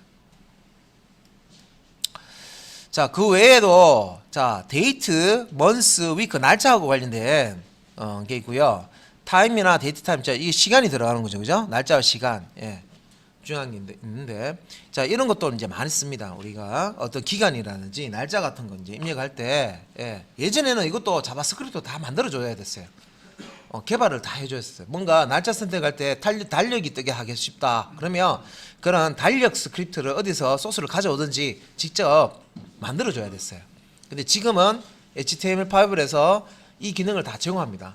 그래서 모르시는 분은요, 와 이거 달력 탁 뜨고 날짜 선택하면 날짜 탁 입력되고 와 정말 잘 만들었네 하죠. 이거 기본적으로 HTML5에서 다 제공합니다. 여러분들이 만들 필요 없어요. 다 만들어 놨습니다. 자 그러면 이거 이제 쓰는 방법만 알면 됩니다. 그죠? 어떻게 고쳐졌는지. 자 보면 타입을 이제 여기 데이트 자 날짜를 선택합니다. 여기 보시면 아래에 보세요. 달력 뜨죠? 달력 뜨고요. 여기에 자 이전 달 이후 달 선택하기 다 돼 있고요. 연도 선택할 수도 있도록 다 뜹니다. 그래서 이거 그냥 클릭만 해주시면 요 입력 상자에 연월일 날짜 딱 들어가요. 그럼 이제 그렇게 이제 해 주려 그러면 여기에다가 요 데이트나 먼스나 위크 요거 이제 쓰시면 되는데 일단은 날짜 연월일 다 입력할 수 있는 게 데이트 타입입니다. 먼스 같은 경우에는 연도와 월까지만 YYYY라는 게 연도 4자리, MM은 먼스, 달 2자리, 그 다음에 DD, 일자 2자리 이렇게 이런 형식으로 입력이 된다 그 뜻입니다. 달력에서 이렇게 딱 선택하면 먼스 같은 경우에는 연도와 월까지만 입력이 되도록 제한한 겁니다. 이름 필요 없고 그 다음에 위크 타입 같은 경우에는 보통 이제 이 몇 년도 몇 주라는 표기 어디서 쓰냐면 여기 운전하시는 분들 아실 거예요. 자동차 가지고 계신 분들은 타이어 생산 날짜 보시면요 몇 년도 몇 주 이렇게 표시가 돼 있어요. 그런 형식입니다. 타이어 고를 때 몇 년도 몇 주째에 나왔는 타이어를 사는 게 좋은지 이렇게 본인이 잘 알고 계시죠. 최근 거 사셔야 되잖아요. 5주째 하시면 타이어 찍혀 있는 거 보면 알고 있어요. 아 이거 몇 년도에 나와 있는 거나 그냐라고 이렇게 확인할 수 있어요. 그래서 보시고 너무 옛날 거다 하면 최신 걸로 바꿔주세요. 최신 걸로 최근에 나온 걸로 넣어주세요. 이렇게 할 수 있죠. 근데 보통 이제 요거 이제 몇 년도 몇 주 하는 거는 사실 이제 우리 우리나라에서 이거는 뭐 사실 그래 뭐 생산하거나 공장 같은 데서 물품 같은 거 그런 부분에서 많이 쓰겠죠. 특히 이제 타이어는 이런 방식을 씁니다. 타이어. 자, 그다음에 이제 밑에 타임하고 자, 이거는 이제 날짜 관련된 거고요. 요거는 이제 시간 관련된 건데 자, 타임하고 데이트 타임 로컬이 있습니다. 그래서 타임은 말 그대로 시간이죠. 시간인데 타임에 이게 하나 더 있는데요. 데이트 타임이 있고 데이트 타임이 있고 데이트 타임 로컬이 있습니다. 그래서 그 민과 맥스와 스텝 밸류 이런 것도 이제 쓸 수가 있는데 날짜나 시간에 최소값을 지정할 수 있고요. 맥스 같은 경우는 날짜나 시간에 최대값을 줄 수가 있습니다. 요 속성상에서 그 다음에 스텝은 스핀박스로 누를 때마다 날짜나 시간을 얼마로 조정할지 스텝을 조정할 수가 있고요. 밸류 같은 경우에는 화면에 표시할 초기값을 주는데 타임일 경우에는 시간은 00시 00분부터 해서 23시 59분까지 이제 이렇게 값을 줄 수가 있고요. 타임 값을 데이트 타임이나 데이트 타임 로컬이라고 줬을 때 요거는 이제 날짜와 시간을 같이 표시를 하는 거거든요. 그래서 이제 날짜 년월일 다음에 여기 이제 날짜 다음에 키워드 T를 쓰고 24시간제로 시정을 진행합니다 돼 있죠. 그래서 6시를 나타낸다 그러면 T 다음에 18시라는 이렇게 표시를 이제 쓴다라고 되어 있습니다. 그래서 이제 밑에 보면 큰 예제로 레이블 요 제목이고요. 안에 인풋 태그 사용해서요. 타임과 데이터 타임 데이트 타임이죠. 데이트 타임 로컬이라는 걸 사용해서 이렇게 이제 초기값 9시, 18시 이렇게 그다음에 요거 이제 밸류 자, 연도 4자리, 월 2자리, 일 2자리. 그다음에 T 다음에 시간. 그죠? 초기값을 주는 겁니다. 초기값. 날짜와 시간, 초기값을 이렇게 줄 수가 있다. 그러면 이 초기값대로 실제 양식에 이렇게 요 값으로 몇 년도 몇 월 며칠 값으로 딱 노출이 됩니다. 자, 그 다음에 자 타입 중에 이제 서브미트가 리셋이 있는데 이거는 이제 우리가 회원 가입할 때 뭐 확인, 전송 뭐 이런 거 있죠, 그죠? 오케이 뭐 이런 버튼. 다음에 이제 리셋 같은 경우는 취소. 생각하시면 됩니다. 리셋은 취소. 그래서 이제 폼에 어떤 값을 입력을 한 다음에 전송할 때는 서브밋 버튼을 넣어야 되고요. 폼의 양식에 어떤 값을 입력하다가 이거 입력 잘못했네. 처음부터 다시 해야 되겠다. 취소하고 처음부터 다시 넣어야 되겠다. 하면 리셋 요 타입을 쓰시면 됩니다. 자, 두 가지 다 버튼입니다. 버튼. 서브밋도 버튼이고요. 리셋도 버튼입니다. 화면에 나타날 때 버튼으로 나타납니다. 그래서 폼 전송 버튼, 리셋 버튼. 그래서 전송, 서브밋 버튼은 사용자의 입력을 서버로 전송할 때 사용하고요. 리셋 버튼은 사용자 입력을 내부 전부 삭제라고 되어 있죠, 그죠? 양식 안에 있는 내용을 초기화시키는 버튼이 리셋 버튼입니다. 그 다음에 밸류 속성을 사용해서 버튼 요 위에 제출 버튼이 있고 다시 입력 버튼이 있죠. 요 버튼 위에 있는 요 제목, 버튼 제목, 캡션을 요 밸류 속성을 사용해서 지정을 해줄 수가 있습니다. 자, 여기 이제 폼 소스가 있는데 자, 액션은 레지스터 php인데 여기 이제 서버상에서 여기 이제 양식 전송하게 되면 서브밋을 하게 되면 요 php 페이지에서 처리한다 그런 뜻이고요. 메소드는 포스트. 자, get과 포스트 방식 두 가지가 있습니다. 그죠? 자, 레이블 메일 주소. 자, 이 이제 제목이고 인풋 상자의 제목이죠. 입력을 메일 주소를 입력하는데 자, 이 타입을 따로 이메일을 안 했네요. 그냥 텍스트 타입을 사용했고요. 입력 상자 하나 띄워 줍니다. 그리고 인풋 타입을 서브밋. 자, 인풋 타입에서 리셋했죠. 그래서 서브밋은 제출 버튼이고 리셋은 다시 입력 버튼입니다. 여기서 보면 제출 다시 입력. 자, 제목을 준 거죠. 그 다음에 이제 타입 값을 이미지라고 주면요. 자, 요 서브밋 버튼 같은 경우는 기본적으로 버튼 위에 텍스트, 글자가 이렇게 출력이 되는데 이미지를 사용해서 요 제출 버튼을 대신하는 겁니다. 그래서 서밋 대신에 이미지를 삽입을 해서 쓸 수가 있습니다. 여기 보시면 로그인 버튼 보이시죠? 이미지로 이쁘게 로그인 버튼을 만들어서 이렇게 텍스트로 제출 일을 하는 것보다 로그인 하는 것보다 이미지로 이렇게 깔끔하게 만들어서요. 아이디 입력하고 패스워드 입력한 다음에 요 서브밋 버튼을 탁 누르게 되면 예, 서버 페이지로 이 아이디와 패스워드를 촥 전달해 줍니다. 이게 회원인지 아닌지를 확인하는 건 서버 페이지에서 확인하는 거죠. ASP나 PHP나 JSP에서 확인하는 겁니다.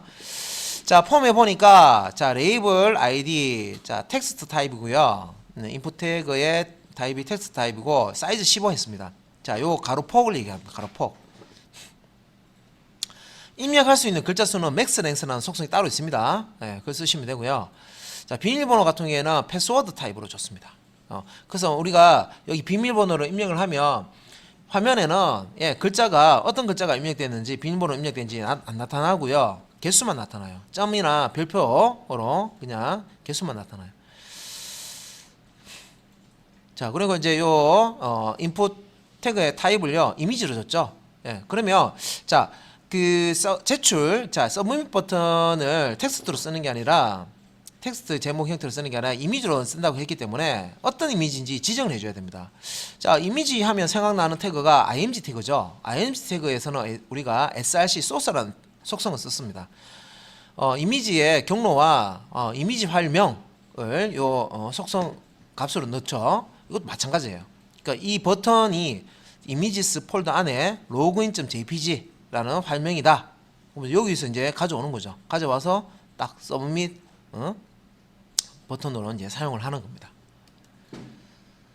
자, 그 다음에 이제 속성 보면 오토포커스라는 게 있습니다. 예, 페이지를 불러오자마자 원하는 자 폼 요소에 마우스 커서를 이제 표시한다 해서 포커스를 갖다 놓는 거고요.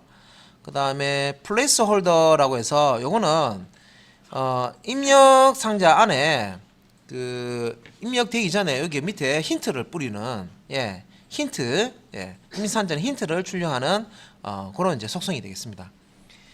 그래서 밑에 이제 예를 보면 자, 우리가 그 양식을 실행할 때 특정 부분에 커서가 깜빡깜빡 거리게 하고 싶어요. 그러면 자, 여기 이제 보시면 이름 입력란에 요 커서가 지금 들어가 있는데 오토포커스라는 요 속성을 넣어 주시면 됩니다. 그리고 자, 요 플레이스 홀더 요 속성 예, 두 번째 입력상자 보면 학번에 보면 하이픈 없이 입력하세요. 전화번호 입력하는데 보면 하이픈 없이 입력하세요라고 희미하게 글자 띄워주죠.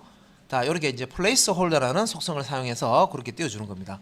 근데 요거는 말 그대로 안내문이기 때문에 이 부분을 클릭을 하면요, 요 하이픈 없이 입력이라는 글자가 싹 사라집니다. 자동으로. 예, 말 그대로 안내문이에요. 안내문. 그러니까 내용이 아무것도 없으면 요 안내문이 뜨고요. 예, 한자라도 입력이 되면 안내문이 싹 사라집니다. 다시 입력된 거를 다 지우잖아요. 그러면 안내문이 다시 탁 나와요. 자, 그 다음에 read only. 자, 요 속성은 자, read only 읽을 수만 있다는 거죠. 말 그대로 자, 수정 못하는 그런 이제 입력 상자를 만들고 싶을 때 요 read only를 쓰시면 됩니다. 자, 내용을 보기만 하고 예, 입력하지 못하게 막을 때 쓴다. 그래서 속성 값이 없이 자, read only라고만 써도 되지만 원래 형식이 read only 속성에 read only라는 속성 값을 주는 것과 같아요. 혹은 read only 속성에 출연하는 속성 값을 주는 것과 같습니다. 그래서 양식에 어떤 값을 이렇게 출력을 하는데 여기에 우리가 클릭해서 커서를 집어넣은 다음에 뭐 수정을 할 수 있는데 수정하면 안 되는 그런 내용이에요. 그러면 요런 양식에 요 인풋 태그죠. 양식에 뒤에다가 read only라고 요 약식입니다. 그죠? 요렇게 이제 그냥 속성의 이름만 사용해도 작동되는 속성들이 있습니다. 그래서 read only라고 이렇게 넣어서 작동을 시키면 이 부분에는 수정이 안 돼요.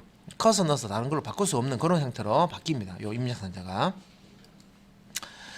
그 다음에 자, 요 인풋 태그에 자, 속성 중에 required라는 속성이 있습니다. 자, require 요청이라는 뜻이죠. 자, 요거는 뭐냐면 우리가 회원 가입할 때 보시면 자, 요거는 필수 함용입니다. 무조건 입력하세요 해서 빨간색으로 표시하거나 그런 별표 치 놓은 거 있습니다. 그거는 입력 안 하면 자, 회원 가입 하더라도요, 뭐 회원 가입에 탁 이렇게 입력하는 거 입력 안 했어요. 그러면 어느 항목이 입력이 되지 않았습니다. 입력해 주세요. 딱 메시지 뜨죠.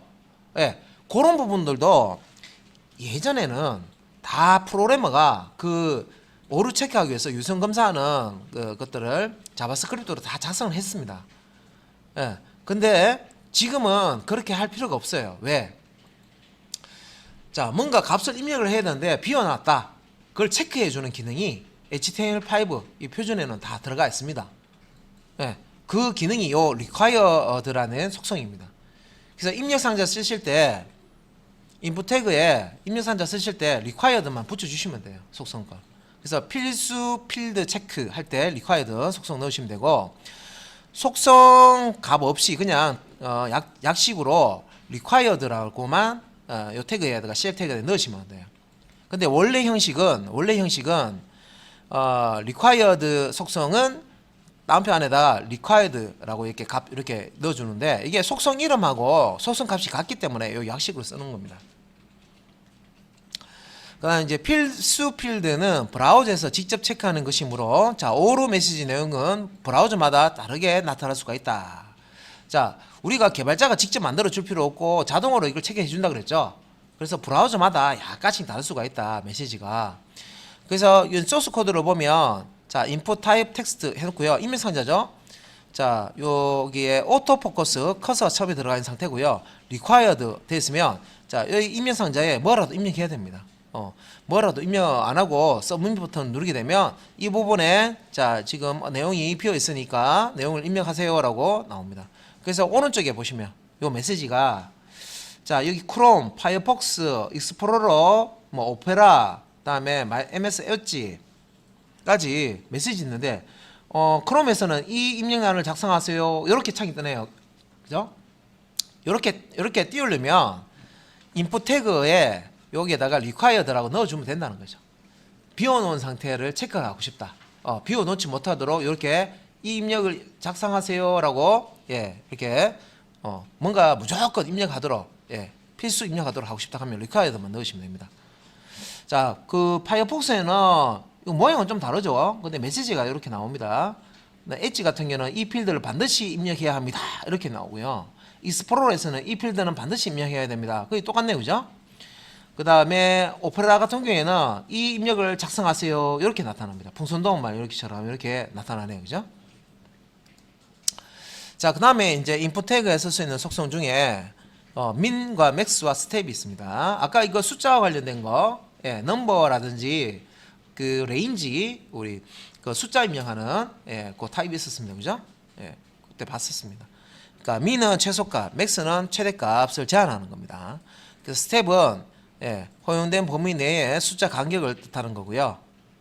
타입에 보면 데이트나 데이트 타임, 데이트 타임 로컬, 먼스, 위크, 타임, 레인지 넘버. 예, 날짜 타입에도 쓸 수 있고 날짜 시간 타입에도 쓸 수도 있고, 요 레인지 넘버, 숫자 같은 경우는 레인지 넘버에 사용이 됩니다. 그래서 여기 넘버 같은 경우에 보시면은, 자, 이게 이제 민도 있고 최소값, 맥스는 100이고, 그죠? 민은 10, 최소값은 10이고 스텝은 10이다 하면 10, 20, 30, 40, 50, 60, 70, 80, 90, 100 이런 식으로 이제 값을 바꿀 수가 있다는 거죠. 사이즈와, 자, 민랭스, 맥스랭스, 이건 이제 글자 개수하고 관련된 겁니다. 입력되는 글자 개수하고 관련된 거고요. 사이즈는 입력 상자의 크기, 가로폭을 얘기합니다. 그래서 사이즈는 텍스트 관련 필드에서 화면에 몇 개의 글자까지 보이게 할 것인지, 자, 입력 상자의 가로 크기 얘기하는 거고요. 민랭스와 맥스랭스, 자, 맥스랭스는 입력 가능 글자 수. 예를 들어서 맥스랭스를 내가 10으로 했다. 그러면 입력 상자에 딱 10자까지만 입력돼요. 11번째 입력을 하려고 입력을 해보면 더 이상 입력이 안 돼요. 딱 막아줍니다. 예.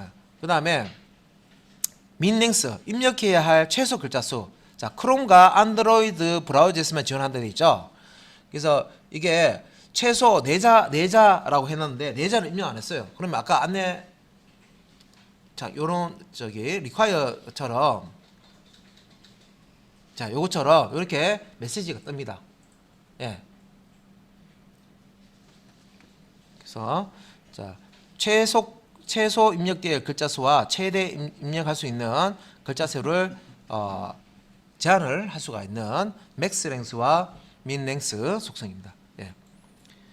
그래서 여기 보면은 뭐 학번을 입력하는데 자 입력산자 텍스트 타입이죠. 자 플레이스홀더 안내죠. 안내 문구에 하이픈 없이 입력하세요라고 되어 있고요. 맥스넨스는 8. 그다음에 리콰이어드 있죠. 그러니까 최대 8자까지 학번을 입력할 수 있고 민링스는 없습니다. 그래서 리콰이어드 되면 무조건 입력해야 되죠. 학번을 무조건 입력해야 돼요. 네. 자, 그다음에 그 여러 데이터를 나열해서 보여주는 기능이 나옵니다. 요거는 이제 select 자, 옵션 그룹 옵션 요 이제 태그를 사용해서 만드는데요. 그림을 보면 빨라요. 요 아래쪽에 그림 보시면 학과 다음에 컴퓨터공학과, 건축학과, 기계학과 예, 이렇게 있죠. 예. 요게 이제 그 여러 항목 중에서 하나를 선택할 수 있는 드롭다운 메뉴라고 하는데 뭐 이걸 이제 만들어 줄 때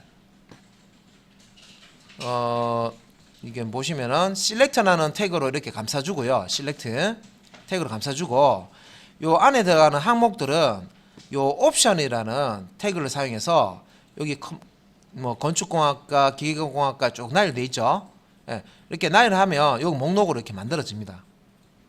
그래서 이게 이제 요 삼각형 버튼을 누르면 쫙 펼쳐지고 한 번 더 누르면 딱 이렇게 숨겨지고 예, 이제 그렇게 동작을 합니다.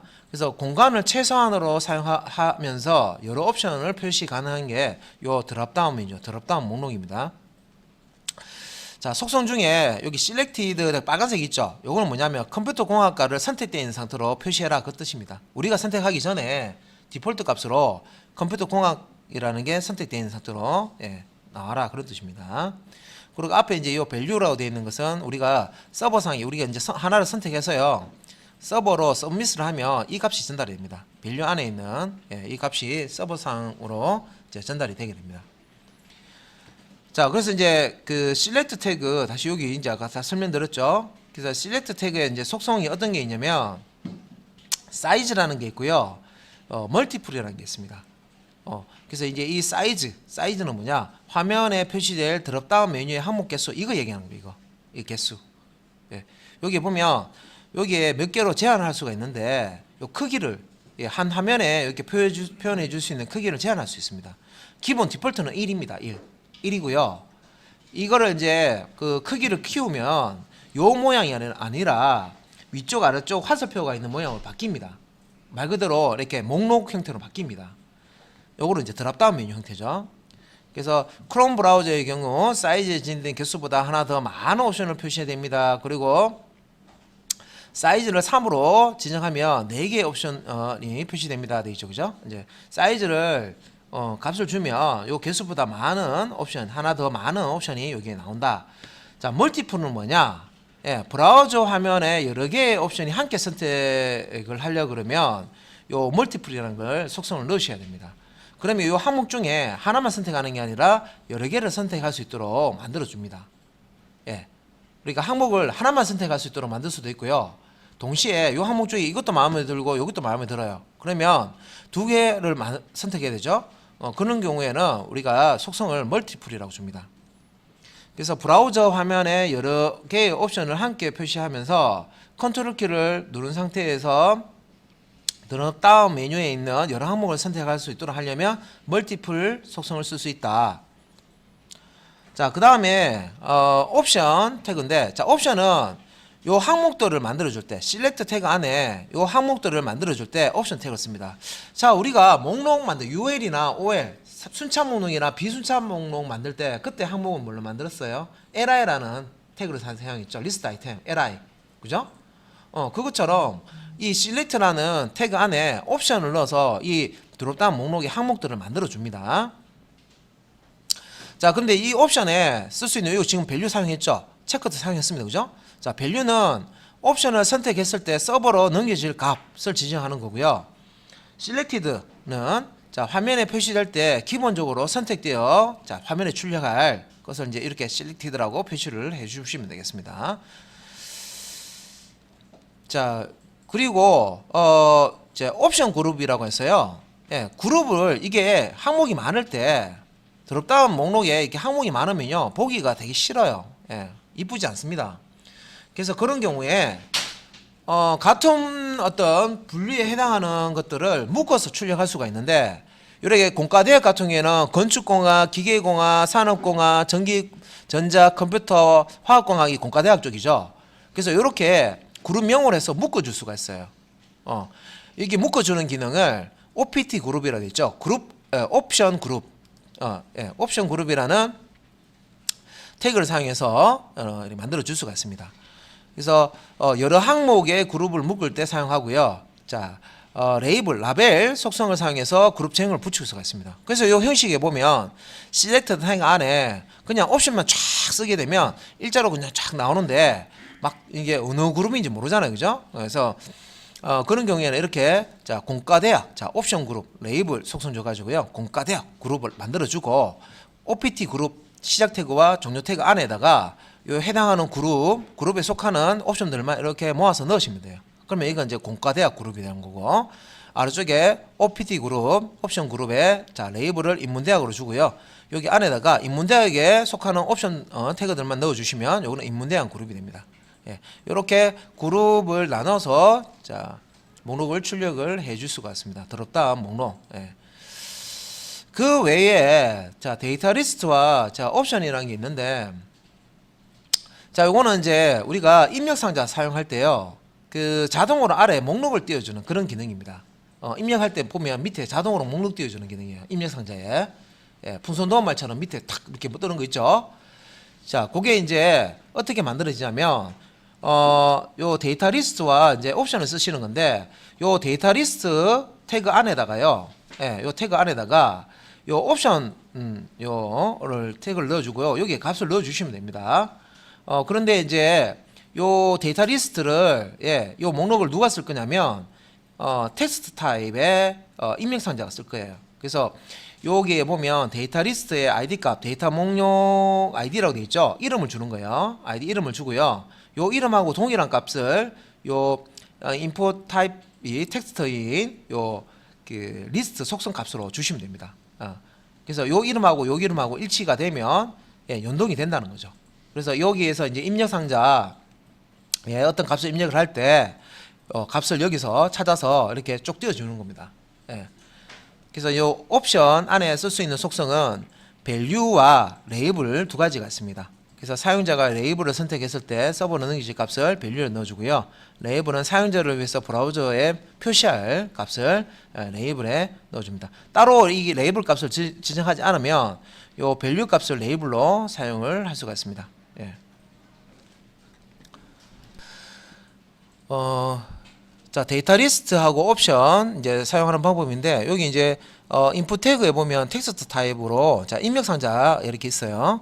그런데 요 입력 상자에 뭔가를 입력하기 위해 이렇게 누르시면요. 그 우리 그 드롭다운 메뉴처럼 뭔가 그 항목들이 이렇게 쫙 펼쳐지게 예, 뭔가 제공을 할 수가 있어요. 목록을 이렇게 이제 하는 방법은 요 인풋 태그를 일단 입력 상자를 하나 만들어 주시고 어떤 목록을 여기에 띄워줄 것인지 요 리스트라는 속성이 있습니다. 리스트라는 속성에다가 저 아래쪽에 보시면 데이터 리스트라고 보이죠? 데이터 리스트 태그에 자 옵션이라는 태그를 넣으시면 되는데 자 요 데이터 리스트 태그에 보면 ID 값을 초이스라고 줬습니다. 자 요 ID가 초이스고요. 자 리스트 값은 초이스입니다. 그죠? 자 요 인풋 입력 상자에서 사용할 목록은 초이스라는 이름이고 데이터 리스트 중에서 초이스라는 이름을 사용할 것이고 자 여기 이제 데이터 리스트 태그가 나오는데 이 데이터 리스트의 ID명은 초이스다. 그죠? 여기 이름 갖고 여기 이름 값습니다. 그러면 요 입력 상자에서 이 부분을 불러서 쓰는구나. 자 이 부분을 활용해서 목록을 띄워주는구나 아실 수가 있습니다. 그래서 이제 옵션에 보면 자 여기 이제 value와 자 라벨이라는 게 있고요. 예, value 값, 라벨 값. 그래서 자 여기 보면 문법, 어휘, 회화, 리스닝, 뉴스 청취 자 이 값들을 자 여기에 이제 목록에 예, 뿌려줍니다. 자 그 다음에 이제 우리가 게시판이나 뭐 이렇게 글을 작성할 때 이렇게 보면 창이 이렇게 넓은 예, 창이 있습니다. 여기 입력을 할 때 입력 상자하고 비슷한데 크기가 크죠. 가로 세로 폭이 큰데 여러 줄을 입력할 수 있는 입력 상자 형태입니다. 근데 이제 그걸 이제 그 만들 때 그 다른 태그를 쓰는데요. 인풋이 아니고 텍스트 에어리어라는 태그를 씁니다. 자, 요거는 이제 텍스트 영역을 만들어 주는데 여러 줄을 글을 작성할 때 우리가 글쓰기 할 때 창 뜨죠. 그게 텍스트 에어리어입니다. 그래서 게시판에 게시물, 자, 우리 글 입력할 때, 자, 회원 가입 양식, 약관 같은 거 보여줄 때 다 텍스트 에어리어 창에 띄워주는 겁니다. 약관 같은 경우에 스크롤바가 나오고요. 쭉 당기면 네모 창에 내용이 많이 들어가 있습니다. 그게 이제 텍스트 에어리어 창에다가 내용을 넣어준 거예요. 그래서 자, 이 텍스트 에어리어, 여러 줄의 텍스트를 이제 화면에 입력할 수 있고요. 그다음에 출력도 가능합니다. 자, 속성을 자, name, curse, rows, 자, 요렇게 쓸 수가 있는데, name은 말 그대로 이 텍스트 에어리어, 이제 이름을 달아준 거죠. 그래서 다른 폼 요소와 구분하기 위해서 텍스트 영역에 이름을 줄 때는 이 속성을 쓰시고요. 실제 이름은 는 넣어가지고요. 대입 연습자 넣고요. 다운표 안에다 큰 다운표 안에다가 속성 그 텍스트 에어리어에 이름을 주시면 되겠죠. 이름을 지어 주시면 되겠습니다. 자, 그다음에 컬스와 로스는 뭐냐면 여기서 이제 컬스는 컬럼 사이즈를 얘기하는 거고요. 로스는 로우 사이즈입니다. 자, 컬럼은 칸을 얘기하는 거고요. 열이죠. 열 칸을 얘기하는 거고 로스는 로행의 사이즈를 얘기합니다. 로우 사이즈. 그래서 칸수, 줄수 이렇게 생각하시면 돼요. 그래서 요 컬스는 텍스트 영역의 가로 너비, 몇 개의 글자를 입력할 수 있는 너비로 이 텍스트 에리어 입력창을 출력해 줄 것인지 요 컬스라는 속성을 사용하시면 되고, 로스는 한꺼번에 몇 줄을 입력 한 화면에 우리가 글자를 쫙 여러 줄 입력하면요 몇 줄을 한꺼번에 다 볼 수 있는 그런 창으로 만들어 줄 것인지 크기를 주는 거죠. 세로 크기를. 그래서 텍스트 영역에 세로 길이의 줄 단위로 입력한다. 자, 세로 길이를 줄 단위로 입력한다. 자, 지정한 숫자보다 줄 개수가 많으면은 자, 스크롤 막대가 나타난다. 이건 뭐냐면 내가 가로로 80자, 세로로 5줄을 이제 입력하고 내용을 볼 수 있는 텍스트 에어리어를 만들어 놨어요. 그런데 세로로 5줄을 출력할 수 있는데 세로로 뭐 50줄이네. 그러면 다 출력이 안 되죠. 그러면 텍스트 에어리어의 우측에 스크롤바가 생깁니다. 우리 브라우저에 내용 많으면 스크롤바 생기듯이 이 텍스트 에어리어도 스크롤바가 생겨요. 그러면 그 스크롤바를 드래그해서 아래쪽의 내용, 위쪽의 내용 왔다 갔다 하면서 보실 수가 있습니다. 텍스트 에어리어 모양이 어떻게 생겼나? 뭐 그것도 실행해서 한번 보실 거고요. 자, 그 다음에 이제 버튼. 말 그대로 이거는 이제 기능 없는 버튼을 만들어 주는데, 기능은 실질적으로 이제 실행하는 기능들은 자바스크립트에서 만들어 주셔야 돼요. 그런데 그 버튼 중에 그 서브밋이라고 해서요, 인풋 태그에 타입을 이제 서브밋 혹은 리셋 해서 취소 버튼이죠. 이게 이제 입력 취소 버튼인데, 이게 그 기본적으로 제공이 되지만 이렇게 이제 버튼 태그 이제 속성 중에 요 리셋과 이 버튼이라는 이 값을 타입 값으로 주시면 그러니까 서브밋과 리셋이라는 값을 주시면 서브밋 버튼과 리셋 버튼 동작이 일어납니다. 그런데 버튼이라는 값을 타입 값으로 주시면 아무런 동작도 일어나지 않습니다. 그냥 버튼 모양만 딱 떠요, 화면에. 그러면 이제 여기 아래쪽에 보시면 여기 보면 버튼이 여기 보면 그림도 하나 들어가 있고요, 아이콘도 들어가 있고 글자도 이쁘게 되어 있죠. 색상도 들어가 있어요. 이렇게 지금 버튼을 만들 수 있네. 예, 맞습니다. 그런데 그냥은 안 되고요. 그 태그 자체로는 안 돼요. 이게 어떻게 하셔야 되냐면 HTML 끝난 다음에 우리가 스타일 시트 한다 그랬습니다, 그죠? CSS3라는 그걸 이제 같이 배우셔야 된다 그랬습니다. 여기 보시면 스타일 태그, 우리 헤드 태그에 스타일 태그 넣은 거 기억나시죠? 요 스타일 시작부터 끝까지 여기 이제 스타일을 지정해 놓은 거고요. 이게 빨간색으로 되어 있는 게 스타일 속성입니다. 디스플레이, 백그라운드 컬러, 보더, 커서, 패딩, 보더, 패딩, 위드, 하이트, 백그라운드 컬러, 보더, 컬러 중복되는 것도 있죠, 그죠? 그래서 이런 스타일 속성과 값을 지정을 해서 자, 이 버튼의 모양을 만들어 줄 수가 있고요. 버튼을 클릭하지 않았을 때 모양과 버튼을 클릭했을 때 요 상태에 따라 가지고 디자인을 적용을 하는 기능이 다 이제 지원이 됩니다.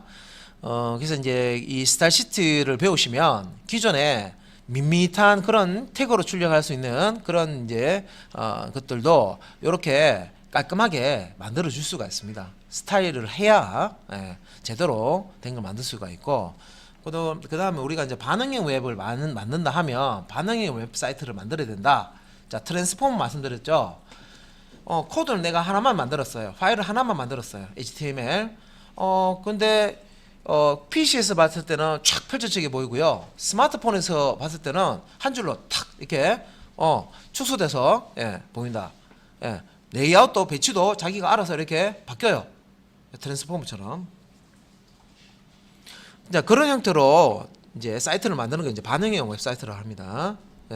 이제 그런 부분에 있어서도 HTML5하고 CSS3를 이제 익히셔야지 그런 이제 반응형 웹사이트를 만드실 수가 있어요. 자, 버튼 태그까지 했고요. 자, 그 다음에 이제 아웃풋이라는 태그가 있는데, 아까 우리가 인풋이라는 많은 어떤 폼 하위 양식을 만들 수 있는 인풋이라는 태그를 사용했고요. 타입 값에 따라서 많은 모양으로 이제 출력이 가능한데, 여러 다양한 모양으로 출력 가능한데, 아웃풋은 말 그대로 그 입력이 반대죠. 자, 어떤 그 값을 입력하는 용도가 아니라 요 상자 안에다가 결과 값을 출력하기 위한 그런 이제 상자를 만들어 줍니다. 그래서 아웃풋이라는 걸 사용해서 이렇게 보시면, 자, 인풋처럼 생겼어요.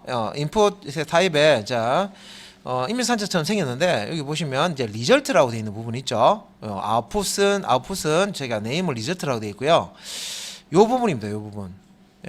요 두 개는 인풋 타입 을 이제 사용한 거고요. 넘버를 받아서 자, 이 아웃풋 태그에서 요 출력 결과를 출력하는 겁니다. 자바스크립트를 이용해서 여기 이제 onInput 돼 있죠. 어떤 값을 입력을 하게 되면 자, result.value, 자, 요 result. value라고 지금 나와 있는데, result는 이 output이라는 요 요소의 이름입니다. 요 이름의 value 속성. 우리 자바 배웠기 때문에 이런 거 이제 이해하기 쉬워요. 요거 자바에서도 뭐뭐뭐 value 해서 필드 값 접근하던데, 그죠? 우리가 자바를 좀 알기 때문에 쉽게, 자, 요 20이라고 들어가 있는 이 값이 리절트, 요 박스 지금 테두리는 안 보이지만 리절트라고 되어 있는 게 요 출력 아웃풋 태그로 만든 출력 부분입니다. 그래서 요 출력의 내용은 요 value, value라는 이 변수가 가지고 있어요. 그래서 여기서 이제 pass int 해서 자, 정수 값을 만들어서 이제 요 num1.value와 num12.value 값을 더하는 거죠. 자, num1.value고요. num2.value입니다. 자, num1이라는 네임 가지고 있는 그 입력 상자 첫 번째, 그다음에 num2라는 입력 상자 두 번째죠. 이 값은 기본적으로 문자열로 인식됩니다. 스트링. 그래서 자바는 아니지만 여기 입력된 거를요, 숫자화 시켜야 더하기 산술 연산이 돼요. 그래서 요런 자바스크립트 parseInt라는 함수를 쓴 거예요. 자, 안에 있는 요 값은 숫자니까 정수로 바꿔라. 그다음에 이제 요렇게 두 번째 거도 parseInt 해가지고 num2.value를 정수로 바꿔라. 자, 10 있으니까 20이라는 값을 산술 연산이 돼서 result.value에다가 이렇게 집어넣어 줍니다. 그러면 이제 여기에 20이 뜨는 거죠. 자, 그 다음에 이제 프로그레스라고 해서 요거는 어디서 쓰냐면, 자, 우리가 그 뭐 다운로드 한다든지 복사한다든지 할 때 보면 몇 퍼센트 복사되는지 다운로드 되는지, 뭐 우리 그 백신 프로그램 같은 거 보면 몇 퍼센트 지금 검사하고 있는지 이런 거 나오죠. 그래서 그런 이제 작업 진행 상태를 띄우고 싶다 하면 이것도 다 제공해요. 따로 프로그램을 만들 줄 필요 없어요. 이런 부분들도 여기 크롬에서 파이어폭스에서 익스플로러 엣지, 여기 엣지네요. 엣지에서 이런 모양으로 띄워줍니다. 자, 우리는 이 프로그레스라는 태그만 아시면 돼요.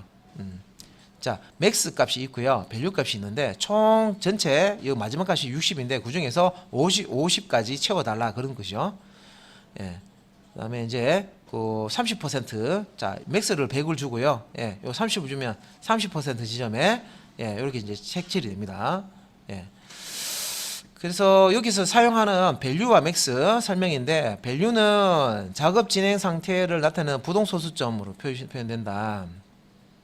상태를 나타내고 부동소수점으로 이제 표현이 되고, 자, 이 값은 0보다 크거나 같고, 자, max보다는 작거나 같아야 된다. 자, 이 value가 자, max보다는 작아야 됩니다. 그죠? 그리고 0보다는 커야 됩니다. 그죠? 크거나 같아야 됩니다. 0 이상. 예. 그래서 만약에 max 값이 지정되지 않으면, 자, 이 값은 일정 점보다 작아야 합니다. 그죠? 자, 이제 실수값으로 이제 표현을 해야 된다 이 말입니다. 맥스 값이 없을 경우에, 예. 왜냐하면 이제 퍼센티지로 출력하기 위해서 1은 100%죠. 그 얘기입니다. 맥스 값이 없으면 퍼센티지로 출력하기 때문에, 그래서 뭐 0.9면 90%고 0.1이면 10%로 형태로 이렇게 출력이 된다 그 말입니다. 그래서 이제 작업이 완료되려면 얼마나 많은 작업을 해야 되는지 부동소수점으로 표현해야 된다. 자, 맥스. 예.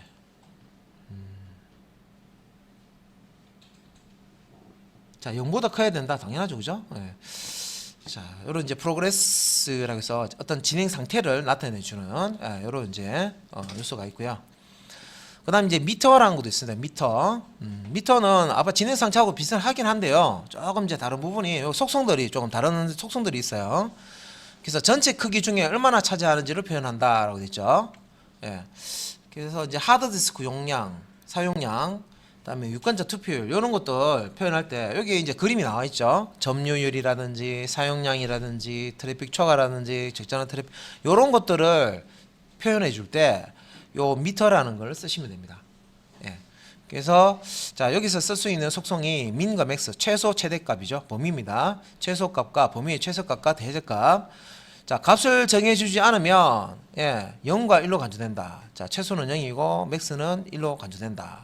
자, value 범위 내에서 차지하는 값, 그죠? 민과 맥스 사이 값이겠죠. 그 다음에 low, 이 정도면 낮다라고 하는 값을 지정한다. high는 이 정도면 높다라는 어떤 기준 값을 지정을 합니다. 그 다음에 optimum이라고 지금 optimum이라고 나오는데 이 정도면 적당하다. 예, low, high 이 정도면 낮다, 이 정도면 높다, 이 정도면 적당하다 기준이 되겠네요. optimum. 그래서 optimum이라고 되는 거는 일단은 위에 이제 low와 high 값이 있는데 그 high 값보다 크다면은 value 값이 클수록 좋고 optimum 요 값이 low보다 작으면 value 값이 작을수록 좋다. 뭐 이렇게 기준이 이제 나와 있습니다. 예.